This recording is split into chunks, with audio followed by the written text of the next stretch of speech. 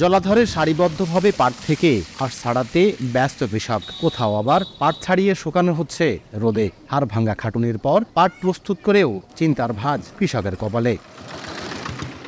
বর্তমান বাজার দরে কারো কারো শুধু উৎপাদন খরচ উঠে এলেও বেশিরভাগ কৃষকের ক্ষেত্রে তাও হচ্ছে না। তারা বলছেন পাট চাষে প্রতি বিঘায় খরচ হয়েছে 23 থেকে 25,000 টাকা, আর প্রতি বিঘায় উৎপাদন হয়েছে 8 থেকে 10 মন। বর্তমানে জেলার বাজারগুলোই প্রতি মন পাট প্রকারভেদে 2200 থেকে 3000 টাকায় বিক্রি হচ্ছে। কৃষকরা বলছেন সার ও বীজের দাম বেশি হওয়ায় এবার উৎপাদন খরচ বেড়েছে, পাশাপাশি বৈরী আবহাওয়ায় ফলন হয়েছে কম। সেচ দিয়ে পাট জন্মানি তো এই পাটটা লম্বা হয়নি, খাটো হয়েছে, এর কারণে হচ্ছে গিয়ে আমাদের খরচটা বেশি হয়ে গেছে। সরকার যদি কিছু টাকা দেওয়া আছে বাড়াই পাটের প্রতি, তাহলে আমরা একটু লাভবান হতে পারি। 35 থেকে 4,000 টাকা যদি কৃষক পাট বিক্রি করতে পারে, তাহলে কৃষকের অন্তত খরচের টাকা হয়ে কিছু টাকা সে লাভ পাবে। 370 টাকার পাট বেচিয়ে এই যার গাওটা ঘামানি এক পা ধাল কিনে বাড়ি যাচ্ছি, কাঁচা চাল আর পান্তা ভাত।